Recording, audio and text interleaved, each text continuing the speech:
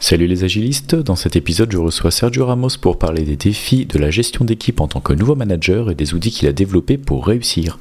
Restez avec nous pour en savoir plus sur la bienveillance, la délégation et la motivation d'équipe.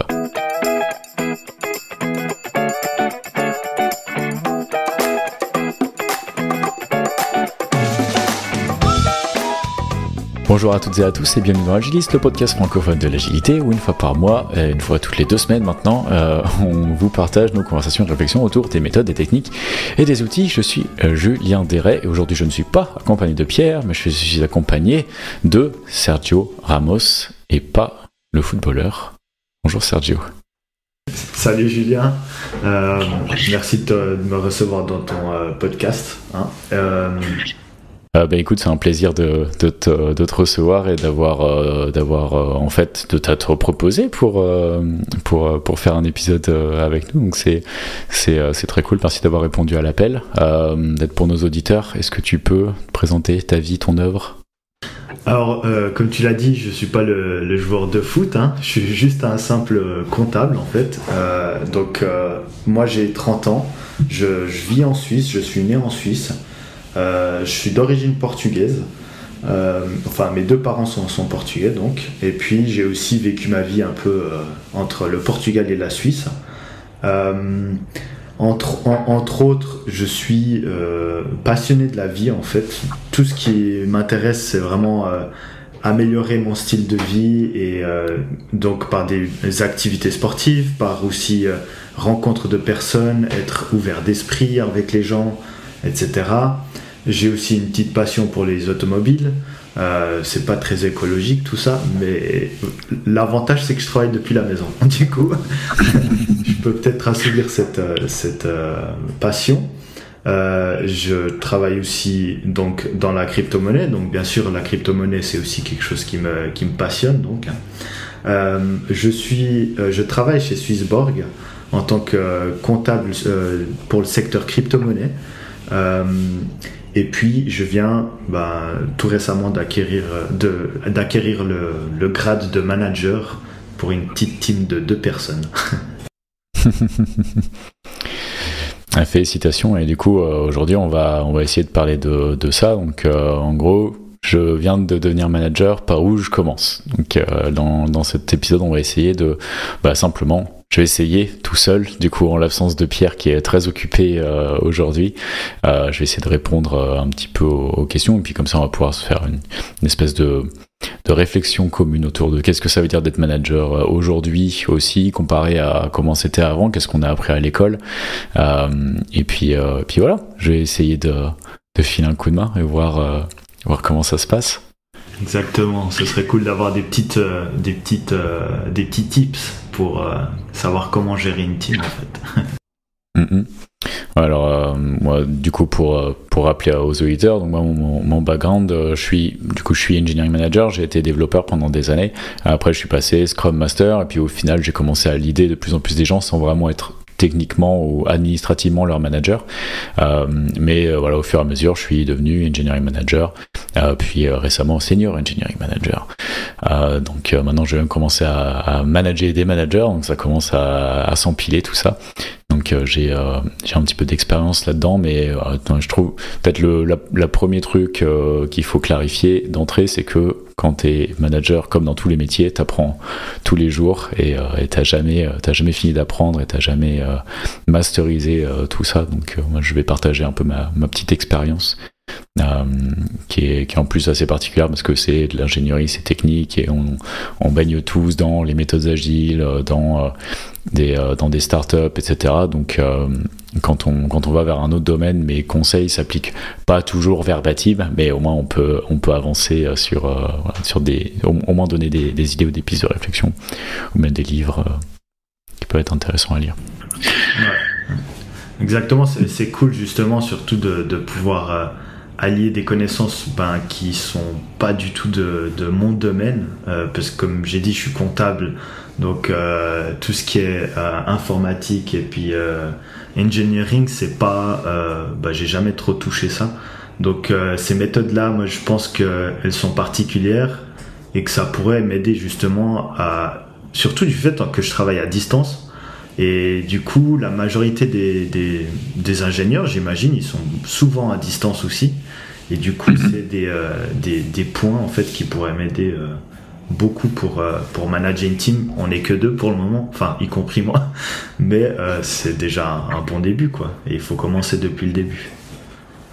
Exactement, ouais, je pense que c'est clair que quand tu commences à... C'est un petit peu comme ça que j'ai commencé un petit peu, ou en tout cas que j'ai démontré que je pouvais continuer à prendre de plus en plus de personnes. Au final, c'est quand j'étais senior développeur back-end, j'étais toujours celui qui aimait prendre un junior qui sortait de l'école ou qui avait 1-2 ans d'expérience, le faire rentrer dans l'équipe, essayer de comprendre un peu la dynamique de culture, comment est-ce que cette personne-là, elle va bien s'entendre avec les autres, bien sélectionner les candidats, et ensuite essayer d'instaurer un climat de sécurité pour cette personne, les mentorer sur le point de vue technique, leur montrer un petit peu les ficelles de la boîte et de l'architecture, etc. Et donc finalement, j'ai un peu commencé comme ça aussi, à prendre un junior. Finalement, j'étais pas son manager, mais j'étais un peu son mentor. Et du coup, au fur et à mesure, les choses se font comme ça naturellement. On commençait par une personne. Je pense que c'est une très bonne idée. C'est un très bon début. Ça permet de pas avoir tous les problèmes d'un coup. C'est une fois que tu commences à avoir 5, 10, 15, 20 personnes, ça commence à plus du tout être, gérable. Ouais, et puis c'est un autre niveau là, quand t'as 15 personnes, je dirais. Moi, je suis là justement, dernièrement, tu vois, en soi, moi j'étais déjà en manager de cette personne-là, dans le sens qu'elle m'assistait dans toutes mes tâches.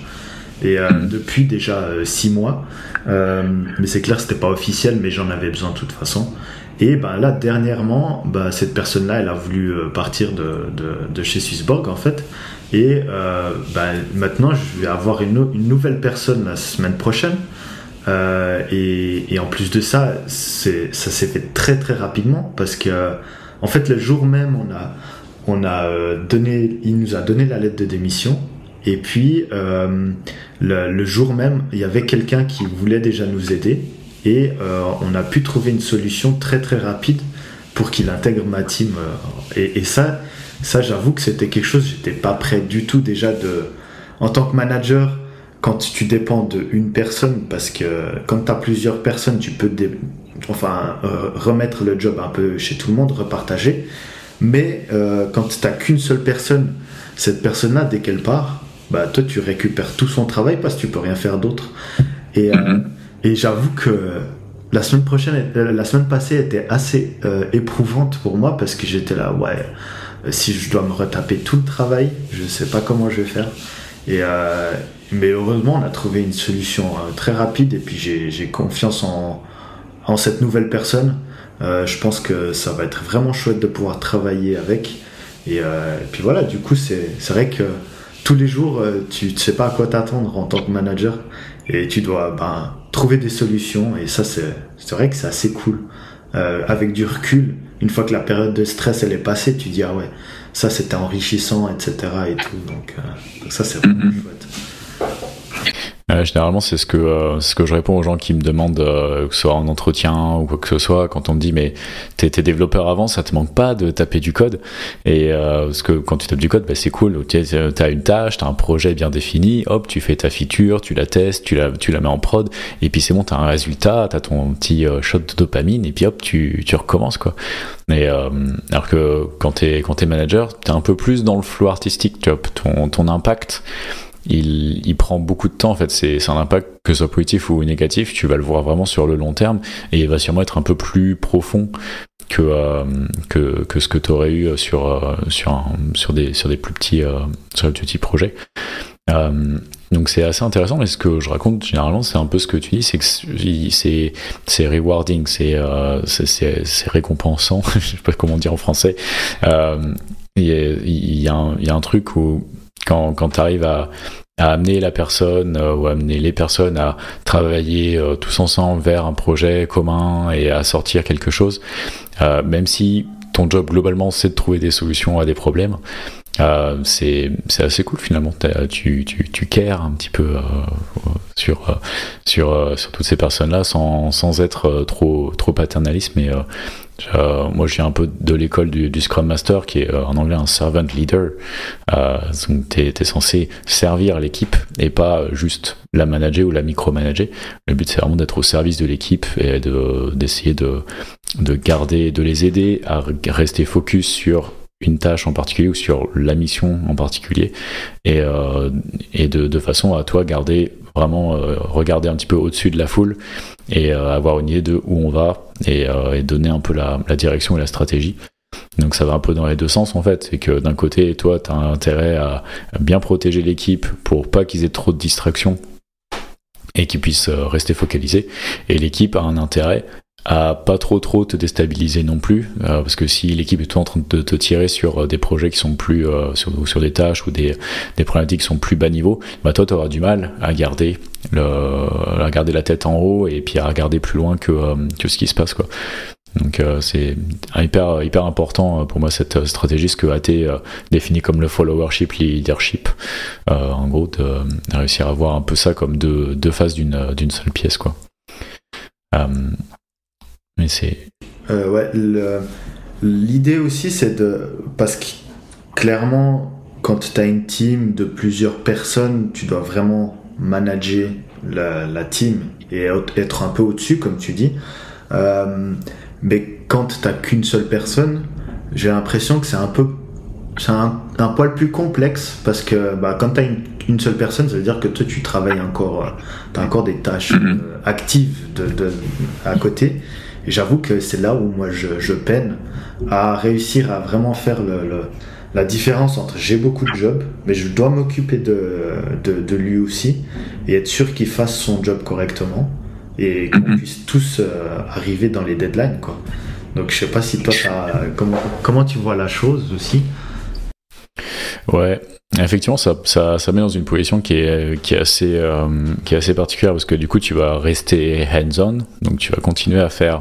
En fait, tu vas avoir presque une position de senior vis-à-vis de la personne, en fait, je pense, de ce que je comprends, c'est que cette personne-là, tu vas pouvoir la mettre sur des trucs qui sont moins critiques sûrement que ceux sur quoi toi tu vas travailler, ou qui vont être moins complexes, etc., ou moins stratégiques, peu importe comment on le met, qui vont être aussi peut-être plus petits ou plus gérables le temps que la personne soit onboardée aussi, parce qu'en plus on parle d'une personne qui rentre dans l'entreprise, donc il y a aussi toute la phase de ramp-up qui va devoir se passer, donc ça va être aussi trouver les bonnes tâches au bon moment, trouver le bon timing pour chaque truc, et en même temps, toi, assurer que ça continue à avancer dans le bon sens.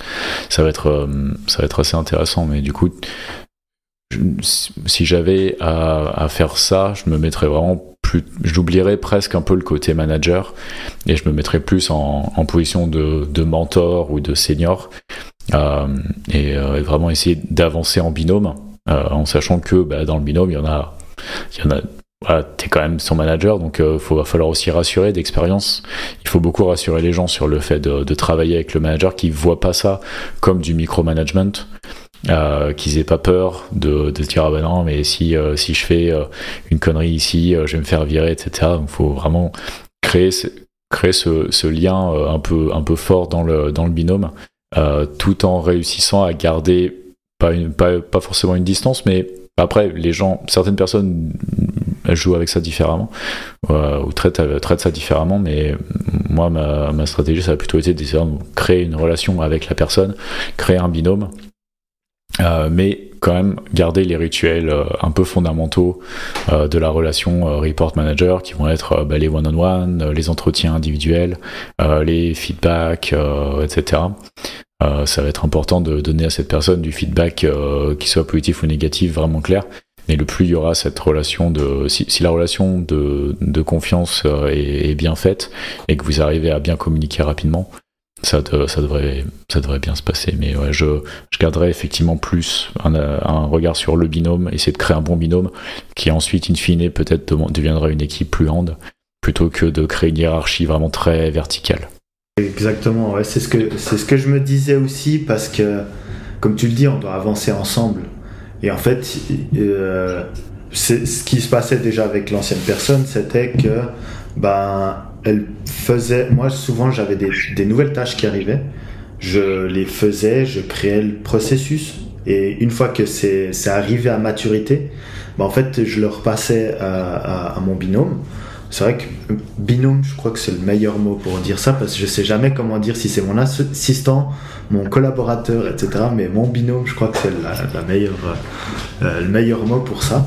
Et ouais, justement, c'est ça. Et en fait, je dois justement toujours être hands-on, comme tu as dit, sur énormément de tâches. Puis en fait, quand lui il fait ses tâches, la majorité des fois, je dois toujours recontrôler, approuver ou refaire, dépendamment de quelle tâche c'est. Il y a des tâches qu'en fait, on les fait à double, exprès pour être sûr que on n'ait pas fait d'erreur en fait entre deux. Parce que c'est clair, en comptabilité, des fois, tu as des documents que tu dois faire et que tu dois prouver que tout est juste. Et justement, du côté crypto-monnaie, c'est pas la mince affaire, parce que faire la traduction moi j'aime bien dire ça, c'est que faire la traduction d'un produit qui a été créé par des informaticiens, et après il faut faire la traduction du output de ces informations-là pour joindre la comptabilité d'un monde réel, on va dire. Et ça, c'est là où ça devient très complexe, parce qu'il y a énormément de lois. En plus, en Suisse, il faut respecter les lois suisses, etc. Et dans les autres pays, quand on a aussi des gens qui sont employés dans les autres pays, c'est encore plus compliqué, etc. Du coup, c'est vrai que des fois, c'est sport. Mais ouais, là, du coup, je vois justement que l'idée que j'avais de base est pas si fausse, en fait, d'être en binôme vraiment. Et en fait, moi, ce que j'aimerais aussi, c'est pouvoir le laisser après voler un peu. Moi, j'ai pas envie de lui dire non, ça c'est faux comme tu fais, etc. Moi, je suis ouvert à toute amélioration, mais c'est vrai que pour le moment, j'ai pas réussi à pousser la personne à essayer de voler de ses propres ailes et d'essayer d'améliorer de son plein gré, etc. Et ça, c'est vrai que en fait, l'ancienne personne était mon ancien binôme, maintenant on va dire, était plus un profil junior, et le nouveau binôme sera plus un profil avec une certaine expérience. Du coup, peut-être que là, j'arriverai à faire une amélioration de ce côté-là. Donc voilà. Mais je sais pas si tu as une idée comment j'aurais pu essayer de pousser la personne justement junior en fait à avancer de son plein gré, quoi, en fait. Ouais, c'est assez délicat. Je pense que ça dépend. Moi, je connais pas la personne en question, donc c'est difficile. Mais je pense que ça dépend pas mal des gens. Il y a des profils juniors où tu vas tout de suite sentir que c'est une personne qui a faim et qui est curieux ou curieuse, et qui va avoir envie d'avancer un peu tout seul, et de pouvoir avancer tout seul dans le bon sens du terme, quoi, de façon à pouvoir aller un peu plus vite. Moi, c'est quelque chose, je pense, qui m'a caractérisé quand j'étais plus jeune. C'est que moi, j'aime pas du tout avoir quelqu'un sur mon dos. Donc, le plus je peux faire le truc par moi-même, le mieux c'est. Donc, ma stratégie, ça a toujours été de me dire, ok, je vais juste prouver que je peux faire. Et une fois que mon manager est rassuré, il va me laisser tranquille. Et ensuite, je peux faire mes trucs un peu comme je veux. Seul le résultat compte. Au final, comment c'est fait. Si c'est pas fait n'importe comment, c'est pas grave, au moins je peux faire comme je veux. Moi, j'avais besoin de cette sécurité, de sentir que je pouvais faire mon truc dans mon coin sans avoir quelqu'un qui regarde au-dessus de mon épaule. Et du coup, il y a aussi d'autres personnes où tu te dis, cette personne-là, elle va pas chercher forcément beaucoup plus loin, et puis à ce moment-là, il va falloir toujours remettre une pièce dans la machine à chaque fois que tu veux qu'il fasse quelque chose. Mais après, tu peux mettre en place des process, etc. Il y a toujours une façon de donner plus de huiler un peu mieux cette machine. Si c'est quelqu'un qui a un peu plus d'appétit, tu peux te permettre d'avoir un process qui est un peu plus chaotique, parce que la personne va finalement va combler ce vide-là. avec leurs initiatives, etc. Si c'est quelqu'un qui prend un peu moins d'initiative, je pense qu'il faut juste resserrer un peu plus le process. On parlait de Jira en off tout à l'heure. Avec un process qui est bien clair, du coup, tu as un peu moins besoin de communiquer, de vraiment formaliser, parce que le process est là pour formaliser ce qu'il faut faire. Et dans les deux cas, ça va te permettre à peu près de scaler ensuite. Ou en tout cas, toi, d'avoir besoin de mettre moins d'énergie là-dedans pour faire avancer. Mais on peut pas forcer quelqu'un à prendre des initiatives. J'ai essayé plein de fois, mais si tu le sens généralement, et ça, tu peux essayer, tu vois, finalement ça coûte pas grand chose d'essayer, mais il faut juste être prêt à se rendre compte que la personne va te décevoir, entre guillemets. Je mets des guillemets avec mes doigts, mais ça vaut le coup d'essayer. Et c'est important aussi de clarifier les attentes. Cette personne elle va dire voilà, là je te mets dans cette situation là pour voir comment ça se passe. Maintenant, si tu n'y arrives pas, c'est pas grave, on rembobine et puis on te remet ailleurs.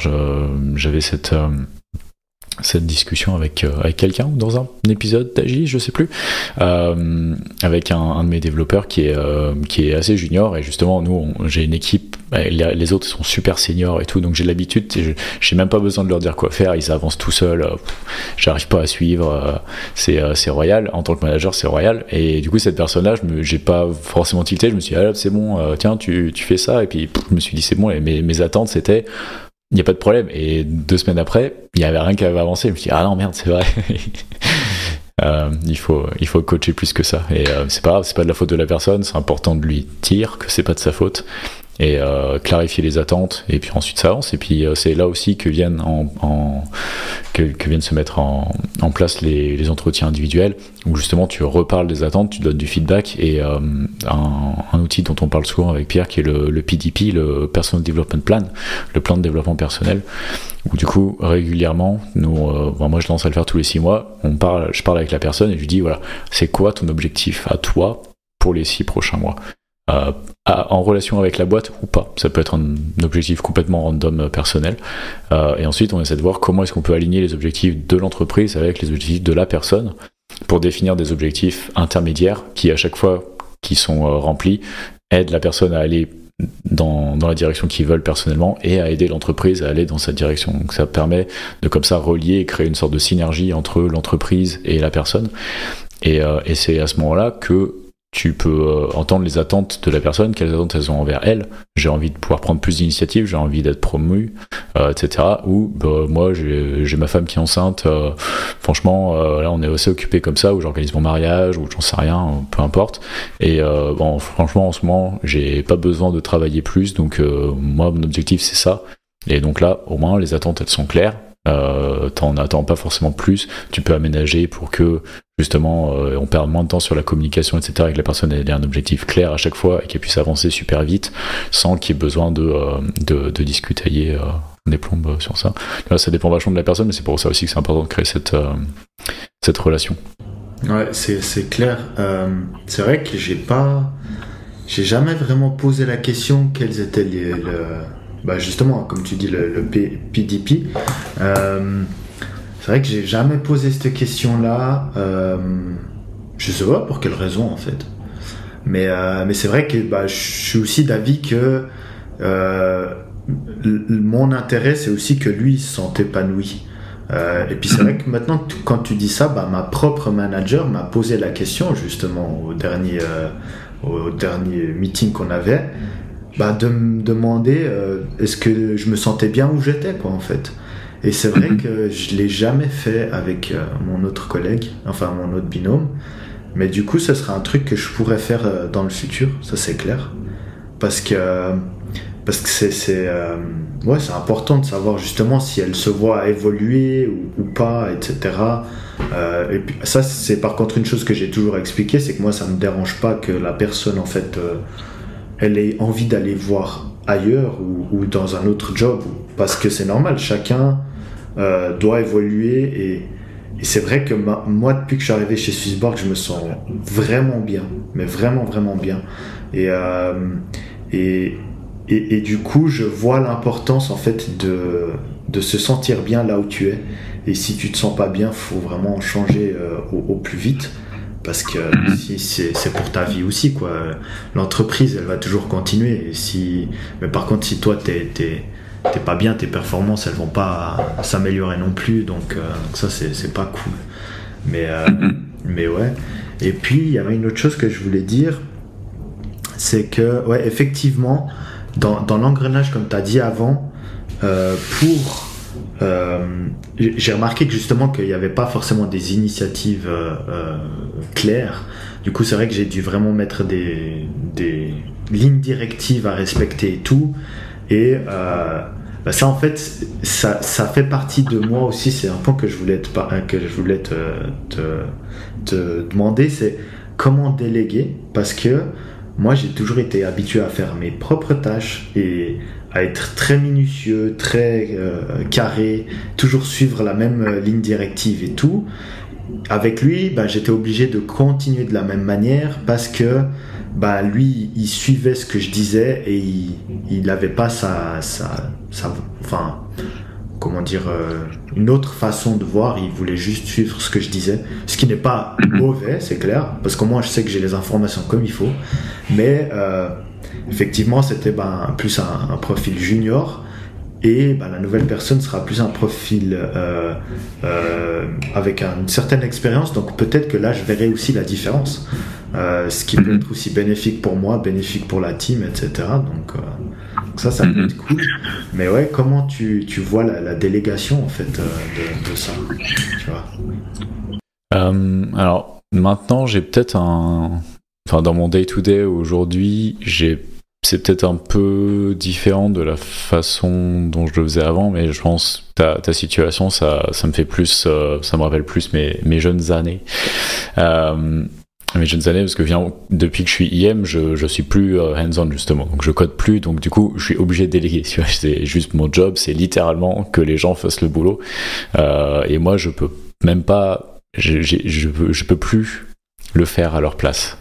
Ce qui est une excellente chose, parce que justement quand j'étais plus jeune, quand j'étais senior et que j'encadrais des gens, que je mentorais des juniors, j'avais souvent, alors c'était à la grande époque où on était tous dans le même bureau, j'avais ce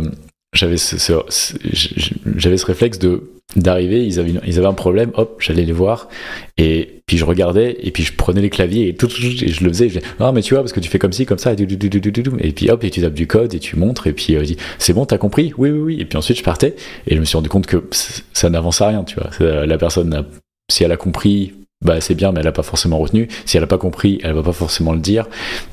Tu résous juste le problème hyper rapidement, mais ça n'aide personne au final. Et du coup, après, je me suis interdit de toucher les claviers.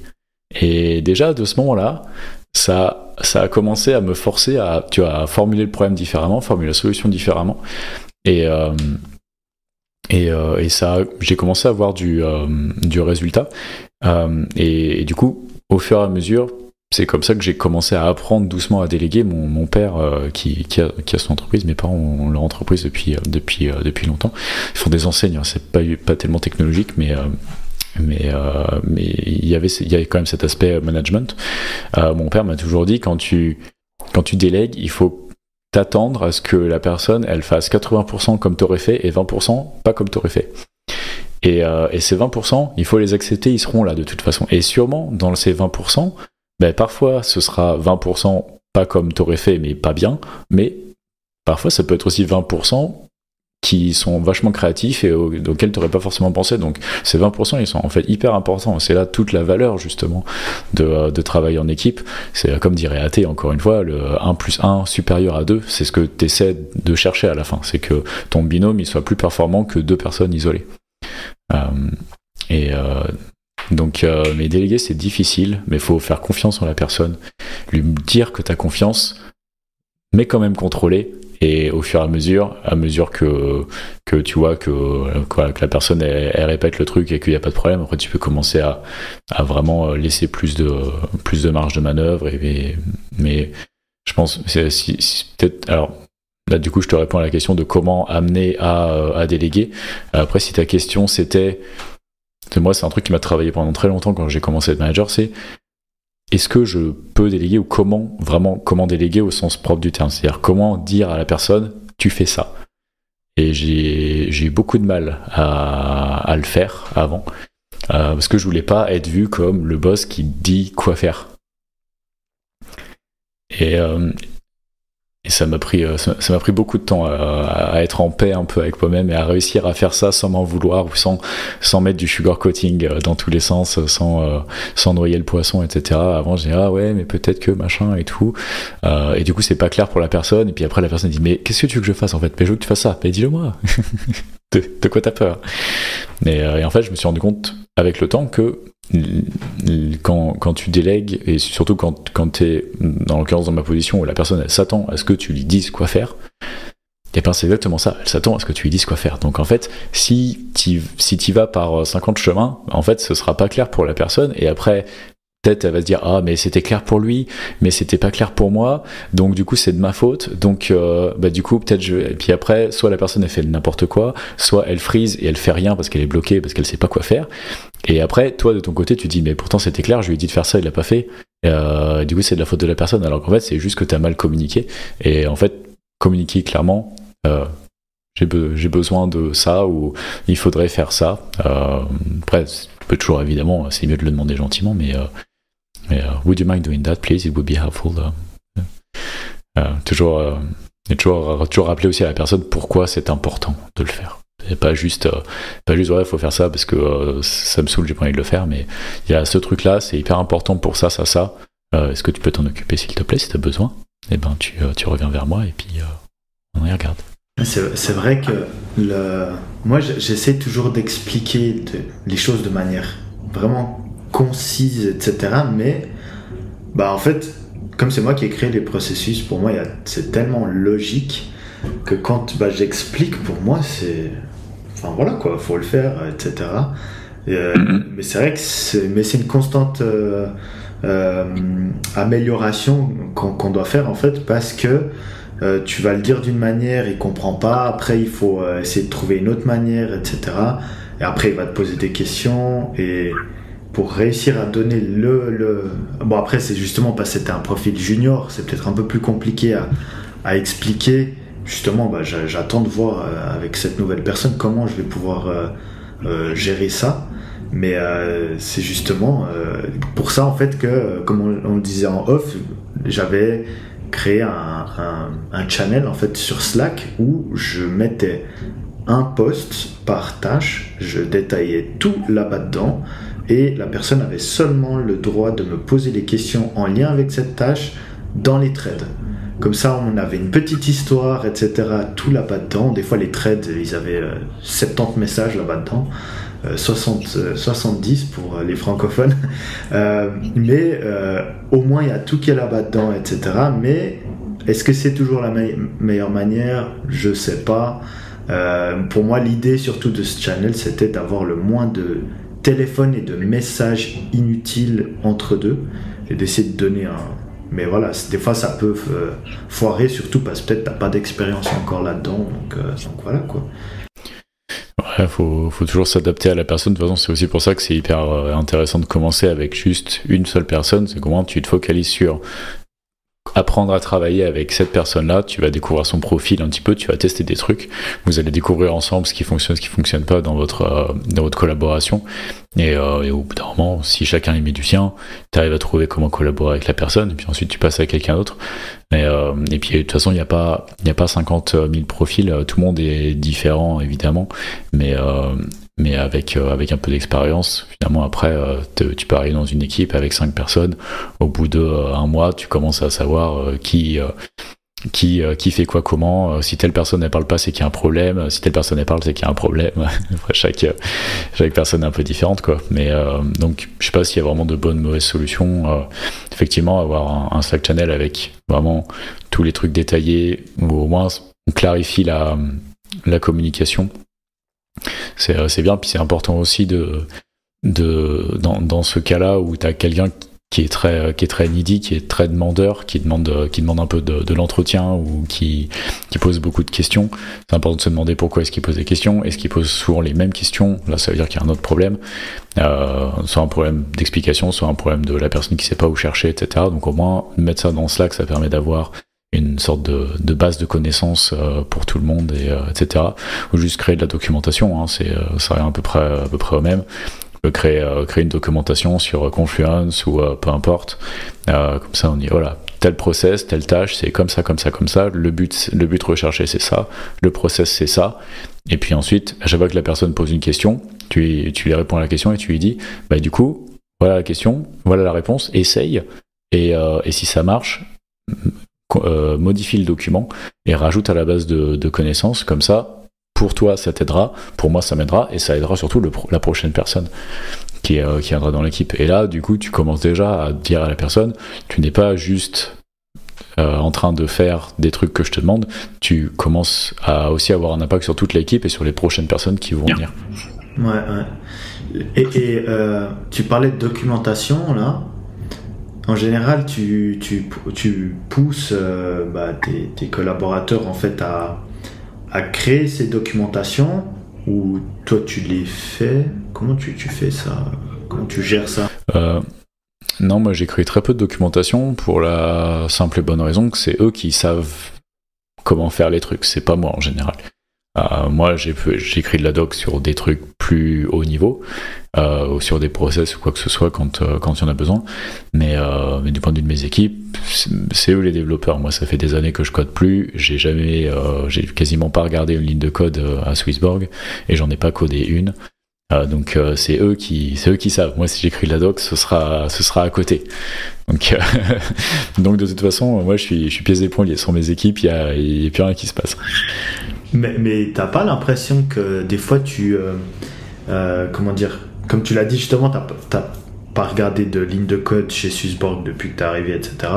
Mais t'as pas l'impression des fois que tu sais pas comment, enfin, peut-être il va te poser des questions sur des choses, mais que tu ne sais pas, tu te sens pas un peu des fois, comment dire, tu culpabilises pas en fait de pas savoir, tu vois ce que je veux dire?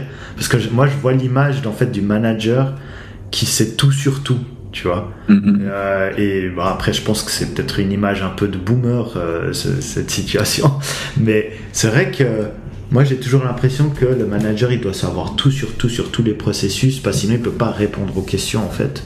Ce qui n'est pas forcément le cas, parce qu'au final manager, tu dois manager, pas forcément travailler. Attention, je pense que les managers travaillent quand même énormément, je suis pas en train de dire qu'ils travaillent pas, mais c'est clair qu'il faut j'ai cette impression là, tu vois. Donc je sais pas comment tu gères justement, comment tu vas l'aider à résoudre un problème qu'en fait tu n'en as aucune idée de comment il est le processus, tu vois. Ouais, ça dépend. Alors oui, effectivement, du coup, mon idée sur le management et ce qu'on essaie de faire à Swissborg, en tout cas sur l'engineering, c'est que devenir manager, c'est pas une promotion, c'est une transition. C'est-à-dire qu'en fait, tu changes de métier. On a la branche IC, Individual Contributor, et on a la branche Management. Et donc, en gros, dans l'engineering, à partir de Senior 1, tu as le choix ensuite de soit de continuer IC, donc tu vas passer ensuite Senior 2, Staff 1, Staff 2, Principal, ou alors tu peux transitionner de Senior 1 de Senior 2, peu importe, vers Engineering Manager, et ensuite tu as Senior Engineering Manager, Director of Operations, and so on. Donc du coup, ça montre les choses assez clairement que c'est deux métiers différents. Donc en gros, moi en devenant manager, j'ai fait le choix sciemment de mettre un peu de côté le côté hands-on, et je suis pas aussi technique qu'avant. Alors ça veut pas dire que j'ai pas une compréhension quand même de comment ça fonctionne, évidemment. Et c'est ça, je trouve, un peu le petit caveat, la petite subtilité là-dedans. Et ça me met aussi dans une position qui est intéressante, c'est que parfois je manage des gens qui sont staff 1, staff 2, qui sont finalement, quand tu regardes au niveau de l'échelle de la hiérarchie, ils sont au-dessus de moi. Donc en fait, c'est pas parce que je suis le manager que je sais plus, c'est juste que mon boulot c'est de manager. Et donc quand les gens me posent des questions, déjà c'est rare qu'ils me le posent parce qu'ils savent que je pourrais pas répondre, mais si quelqu'un est bloqué et qui vient vers moi et me dit Julien, j'ai un problème, et ça par contre c'est une bonne question, tu vois, genre bonjour Julien, je travaille sur tel projet, t'es mon manager, je suis bloqué, comment je fais? Là effectivement c'est mon boulot quoi. Donc je sais pas forcément répondre, mais par contre je sais qui a la réponse, ou alors je sais à qui pointer pour trouver une réponse. Et je trouve le danger de la façon inverse, qui est je suis senior, donc je suis celui de l'équipe qui connaît le plus de trucs, je connais tout sur tout, et je passe manager, et bah du coup tu vas toujours avoir tes reports qui vont venir te poser des questions parce que toi tu sais. Et c'est un peu plus difficile ensuite de laisser l'équipe fermenter tranquillement entre eux et créer leur truc et créer leur base de connaissances à eux. Et du coup ton boulot ça devient plus de les pousser à avoir cette sécurité, à commencer à prendre des initiatives. C'est pour ça que c'est intéressant d'avoir un senior justement dans l'équipe qui va lui être un peu plus à l'aise à faire ça et à prendre des initiatives de façon à ce que eux ils arrivent à faire tout leur truc, et ensuite toi t'as juste à te donner la direction et c'est eux qui rament quoi, mais toi t'es pas obligé de savoir ramer quoi. Mais c'est assez délicat, et c'est pas le management qu'on nous apprend à l'école. En ce moment dans un autre département, je suis en train justement de faire tout ce processus, parce que les managers sont sous l'eau complet. C'est l'épisode précédent si vous l'avez écouté. Les managers sont sous l'eau parce que le top management fait que de leur poser des questions et les pousser à faire des trucs, donc ils leur demandent d'avoir des réflexions haut niveau, mais leurs reports à l'inverse, eux ils font que de leur poser des questions parce que les deux managers c'est ceux qui savent tout, et du coup ils se retrouvent bloqués à tirer entre les deux ou compressés entre les deux, et en plus ça crée une sorte de dépendance en fait. Et quand tu as une dépendance forte à ton manager pour pouvoir faire des trucs, c'est l'inverse de ce que tu veux que les gens ils viennent te voir quand ils ont un problème et qu'ils les bloquent, mais tu veux pas qu'ils viennent te voir tout le temps et qu'ils soient bloqués sans toi quoi. Ouais. Mais c'est vraiment intéressant ce que tu as dit, l'image que tu as donnée, qu'en soi c'est plus le même travail. Ça montre qu'en fait moi je suis encore entre les deux, tu vois.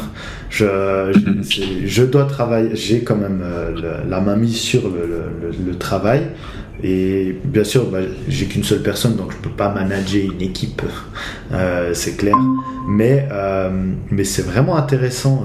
En fait là ouais.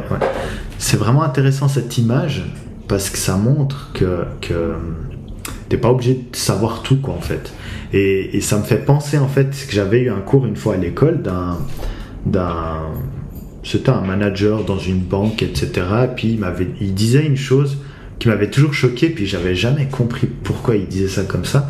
Il disait qu'en fait son job c'était donc de manager ses équipes, que quand ils avaient des questions ils venaient lui poser des questions, mais que lui n'avait aucune idée de comment il fallait faire. Par contre, il savait à qui demander pour trouver la solution.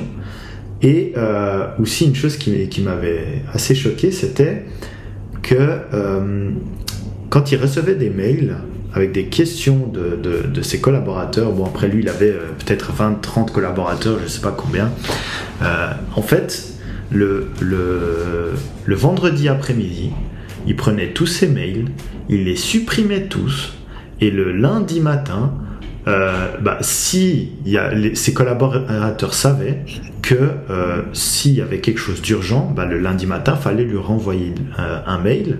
Sinon, c'était considéré comme inutile, entre guillemets. Je pense qu'il n'y a rien qui est inutile, mais ça m'a toujours choqué. Je pense que c'est après une méthode assez drastique de faire ça. Surtout que nous, on travaille plus trop avec des mails, c'est plutôt avec Slack, quoi. Donc c'est totalement différent. Mais je sais pas ce que toi tu penses de ça. J'ai toujours trouvé que c'était assez. Ouais, je suis pas. J'ai entendu parler de ça et ça m'a inspiré pas mal à une époque où j'étais très occupé quand j'avais ma boîte. Et où effectivement je me rendais compte que je pouvais pas répondre. C'est même, tu sais, je répondais à tout, tu vois, même les recruteurs sur LinkedIn, je répondais et puis après mais comment je lui réponds et tout. Maintenant c'est bon, je m'en fous. Si ça m'apporte pas de valeur, si c'est pas urgent et pas important, je réponds pas. Et t'as la matrice de Eisenhower avec urgent, important. Et en gros, si c'est pas urgent et pas important, moi je l'ignore, mais complètement. Et ça m'a demandé beaucoup de temps avant de m'autoriser à le faire, mais c'est jouissif parce que en fait tu te rends compte que tout le monde s'en fout. Et parfois c'est vrai qu'il y a des gens qui, surtout quand j'imagine en plus dans une banque, j'imagine si t'as 30 personnes sous toi, effectivement probablement la plupart des questions qu'ils te posent, et en fait ils viennent peut-être vers toi pour avoir une réponse rapide, mais ça va pas les aider. Donc peut-être que la solution la plus simple, c'est juste de les ignorer, et puis au bout d'un moment, une fois qu'ils sont vraiment au pied du mur, ils vont essayer de gratter et puis trouver une solution eux-mêmes. Et puis s'ils n'ont pas trouvé de solution, ils renvoient un mail le lundi matin, et là ça prouve ça prouve que c'est important et ou urgent. Mais c'est intéressant, c'est effectivement un peu drastique, mais c'est quelque chose que j'ai tendance pas mal à faire. On parlait avant justement du fait que j'étais organisé, que j'arrive à faire des podcasts et plein d'autres trucs à côté du boulot, mais ça vient aussi par ça, quoi. C'est juste me libérer du temps et vraiment partir du postulat que le temps c'est le truc que j'ai le plus précieux, donc je l'ordonne, je l'organise très précisément, et pour que quelqu'un vienne avant que je donne le pouvoir de quelqu'un de changer quelque chose dans mon organisation bien précise, il faut vraiment que ce soit important, quoi. Et du moment où je me suis rendu compte que en fait ça coûte rien de le faire, essayez, je vous encourage à essayer à la maison. Vous recevez un mail de quelqu'un qui vous demande de faire un truc et vous avez le sentiment que c'est pas urgent, que c'est pas important, ne répondez pas. Et c'est possible, la plupart du temps vous serez choqué du fait que la personne ne reviendra pas vers vous. Et voilà, vous avez gagné 1 heure. Et si c'est important, la personne reviendra et dira Ouais, c'est vrai que des fois tu te sens mal quand quelqu'un vient te renvoyer, redemander ouais, t'as pu faire ça, etc. et tout. Et que effectivement toi t'as juste pas eu le temps de lui répondre. Du coup c'est pour ça que des fois j'essaie de répondre à tout. Et c'est vrai que moi j'essaie de faire le maximum de choses, mais des fois je perds du temps dans des trucs qui ne me servent à rien. Typiquement on me demande pourquoi j'ai pas accès à ça, etc. Moi des fois je me sens, au lieu de dire ouais va voir cette personne là, elle trouvera la solution, j'ai envie de le faire, tu vois. Mais c'est vrai que des fois je perds du temps dans des trucs comme ça, mais pour rien du tout. Sachant que j'ai pas mal de jobs à côté, et des fois c'est vrai que c'est difficile à faire, mais ça c'est même dans ma vie privée, hein. J'ai des petits je sais pas si des fois je suis maniaque, et il y a un truc qui, par exemple, je peux rentrer dans mon bureau et je vois un truc qui n'est pas à sa place, ou comme ça j'ai envie de le déplacer tout de suite. Je peux pas faire abstraction de ça, sinon j'arrive pas à travailler. Et ouais, c'est vrai que c'est comment t'as dit là, le graphique, c'était matrice d'Eisenhower. Ouais, cette matrice d'Eisenhower, j'aimerais bien l'appliquer aussi dans ma vie privée, quoi, parce que des fois il y a des trucs que je donne trop d'attention alors que je devrais pas, et puis mais j'essaie déjà de plus en plus de faire ça en me disant est-ce que ça va me rapporter quelque chose ou pas de le faire, voilà. Par contre des fois je me dis si je le fais, ça, je vais apprendre quelque chose, mais si je vois que ça m'apprend rien du tout, alors là j'essaie de liquider ça tout de suite. Mais ouais, c'est vrai que c'est assez et peut-être ça permet de rebondir sur l'importance de la mission de l'équipe. Donc c'est quelque chose que je t'encourage à faire, c'est de pouvoir vraiment définir quelle est la mission de ce binôme, quel est notre job, peut-être quelles sont nos valeurs, et ça permet du coup de très vite trier les tâches qui peuvent te provenir de l'extérieur. Si il y a quelqu'un d'autre qui arrive et qui te dit mais non, j'aurais besoin de toi pour ça, et que tu regardes à ta mission et que ça t'aide pas du tout à avancer dans ta mission, alors après ça dépend évidemment, si peut-être tu veux rendre service à quelqu'un, peut-être t'as le temps, peut-être peut-être la personne est vraiment dans la merde et tu peux aider. Et je dis pas qu'il faut être drastique sur tout ça, mais au moins ça permet de juste se poser un peu plus facilement la question et avoir quelque chose sur laquelle on peut revenir, dire oui, j'aimerais bien t'aider, mais malheureusement j'ai beaucoup de travail en ce moment, et du coup ce qui est plus important pour moi c'est ça, et ma fonction dans l'entreprise c'est ça, donc peut-être va voir un tel parce que lui c'est plus son truc, mais lui c'est son job de faire ça, ou je sais pas. C'est vrai que c'est intéressant comme la nouvelle personne commence lundi prochain, je vais faire de toute façon un welcome meeting et tout avec lui. C'est vrai que ce serait intéressant de poser les bases justement de c'est quoi la mission que nous on a avec toutes les tâches qu'on va faire. Et déjà pour lui ce sera déjà beaucoup plus clair, parce que c'est vrai que moi j'ai dû un peu créer la majorité des processus, etc. Donc des fois t'es là, il faut qu'il y ait des trucs clairs et tout, et même pour moi des fois c'est pas assez clair, tu vois. Mais peut-être ce serait une bonne occasion de clarifier ça de mon côté et de son côté aussi, tu vois. Donc ça, ce serait vraiment cool. Je pense que je vais faire ça, et puis je pense que je vais même lui déjà lui parler du PDP justement, de voir c'est quoi ses attentes, etc. Parce que moi mon idée c'est que on doit grandir ensemble et faire grandir la team. Parce que et aussi c'est bénéfique pour lui, parce que lui il se sentira empowered, je sais pas comment tu dis ça ouais, je sais pas non plus.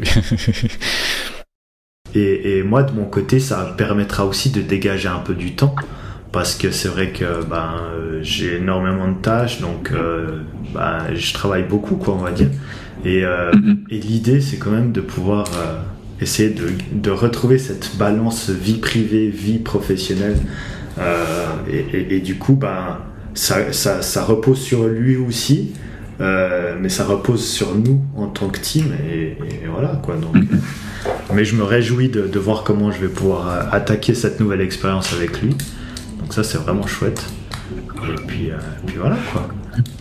Ouais, ça va être excitant cette histoire.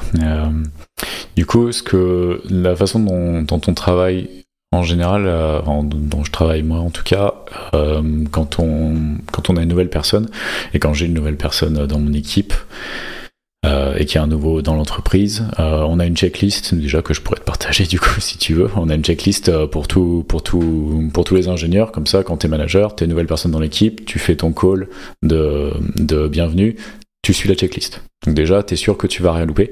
Et ensuite, tu as une checklist de trucs à faire. Je vais te rajouter dans tel et tel Slack channel, je te rajoute dans tel et tel Google Group, je te rajoute dans tel ou tel meeting, etc. Comme ça, on est sûr de rien oublier.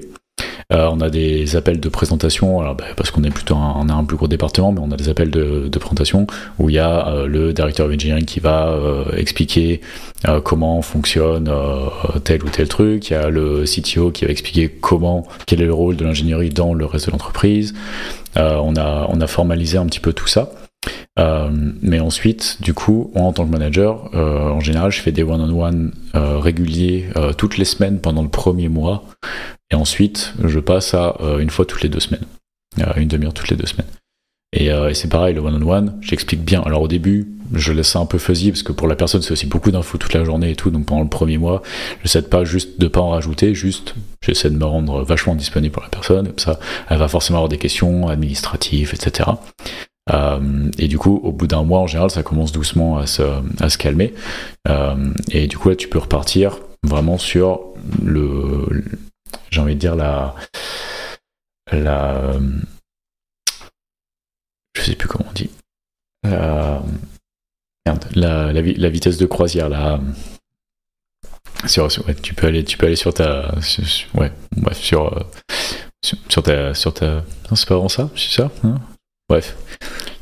Ouais, tu peux aller sur, bref. Donc tu peux atteindre ta vitesse de croisière au bout d'un mois, et après tu vas être tranquille.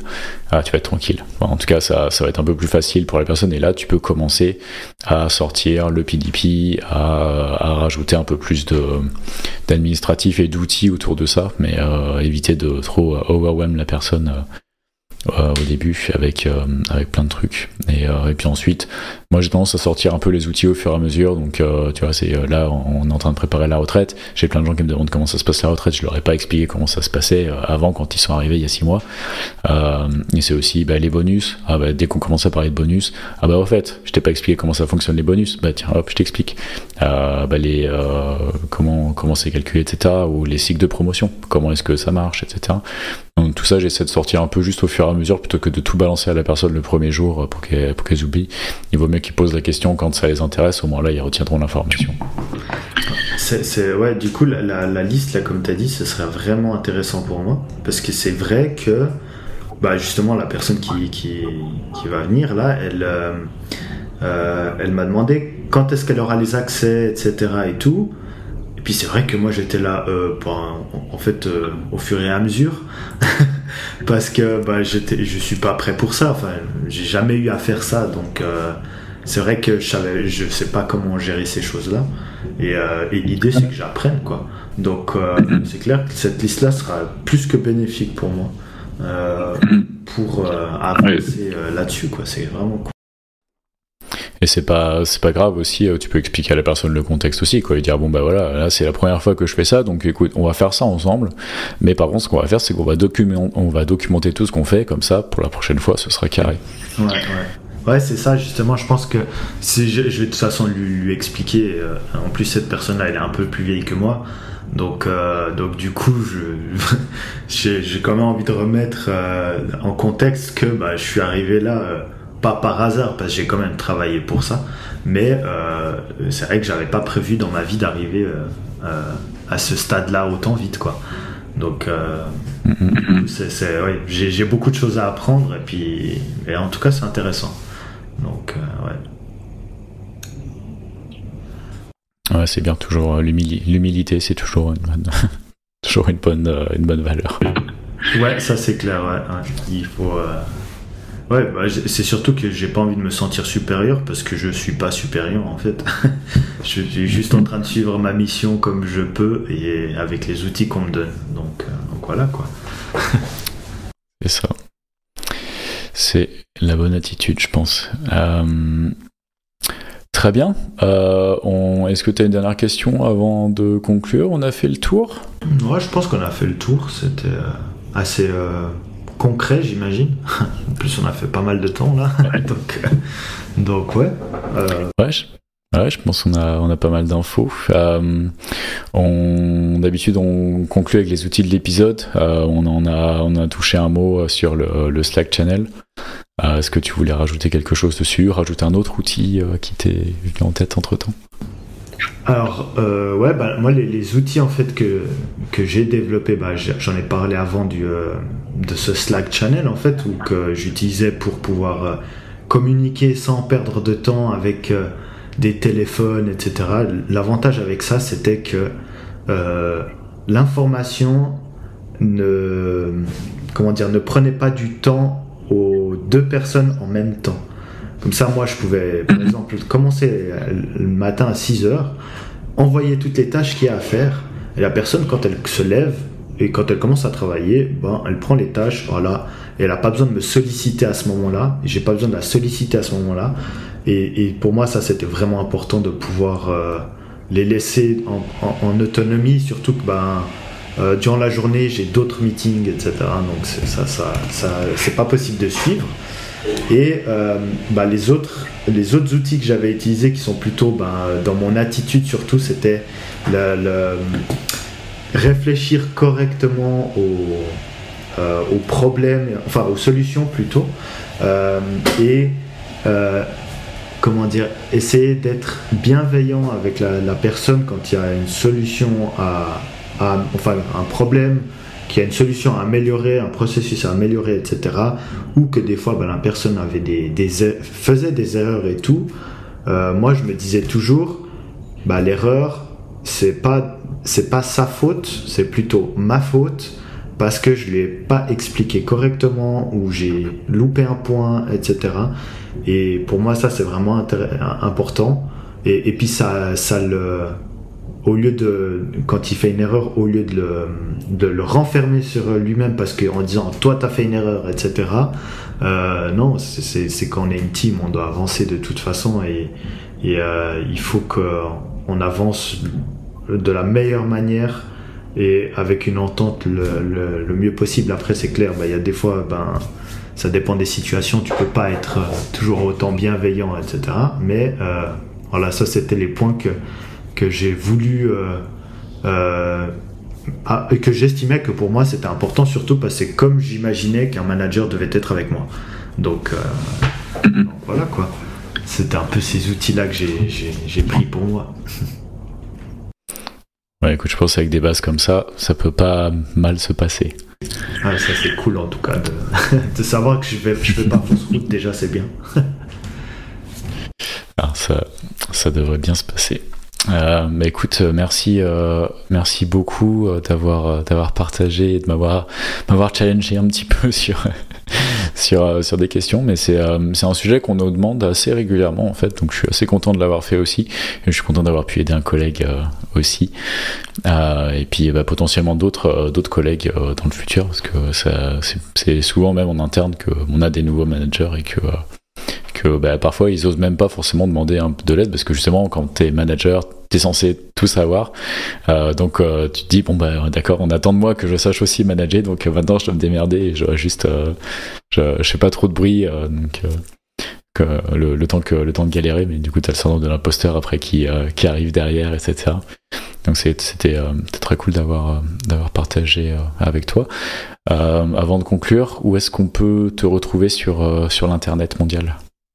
Alors moi de mon côté je suis plus actif seulement sur LinkedIn en fait, pour tout ce qui est professionnel. C'est Sergio da Cruz Ramos.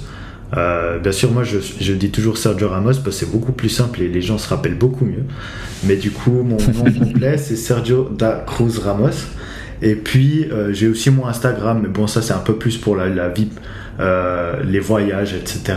C'est sergio.cruzramos. Et puis c'est tout ce que j'ai d'actif surtout. Très bien, merci beaucoup, on mettra ça dans les notes de l'émission.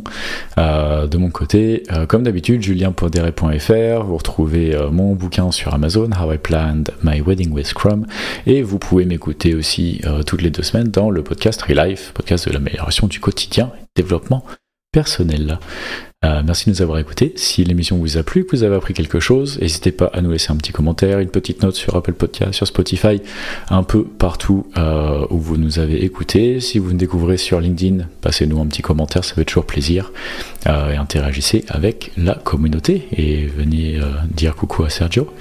Et si vous voulez intervenir vous aussi dans Agilist, passez-nous un message aussi, on sera très heureux de discuter avec vous. Si vous voulez entendre quelqu'un, un mentor, une personnalité publique, etc., que vous voulez entendre parler avec nous, n'hésitez pas à nous le dire aussi, ça nous donnera des idées, puis on fera de notre mieux. Et puis voilà, en attendant, on vous retrouve dans 2 semaines pour de nouvelles discussions sur l'agilité. Salut Sergio. Salut Julien.